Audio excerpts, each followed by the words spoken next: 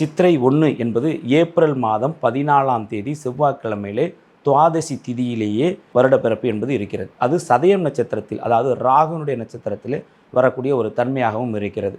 அந்த நாள் சுப்ர யோகத்திலேயும் கௌளவ கரணம் கொண்ட ஒரு நாளாகவும் இருக்கக்கூடிய ஒரு தன்மையாக இந்த ஆண்டு இருக்கிறது.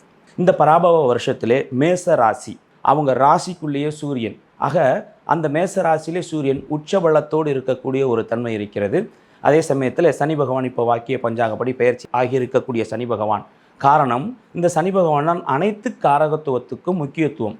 ஆக இந்த சனி பகவான் இந்த மேசராசிக்கு 12ஆம் இடத்திலே இருக்கக்கூடிய ஒரு நிலையில் இருக்கிறார்.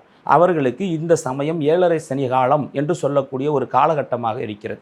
இந்த மேசராசிக்காரர்கள் பயப்பட வேண்டிய தேவையில்லை. ஆனால் தான் செய்யக்கூடிய பணியிலே, தான் செய்யக்கூடிய தொழில் ஸ்தானத்திலே, தனது உறவுகளிடத்திலே, தன் செலவு பண்ணக்கூடிய பணம் மற்றும் பொருளாதாரம் கணக்கு வழக்குகளிலே கவனமாக இருக்க வேண்டியது மிக அவசியம். இவர்களுக்கு 72% நன்மையை செய்யக்கூடிய ஒரு ஆண்டாக இந்த ஆண்டு இருக்கிறது.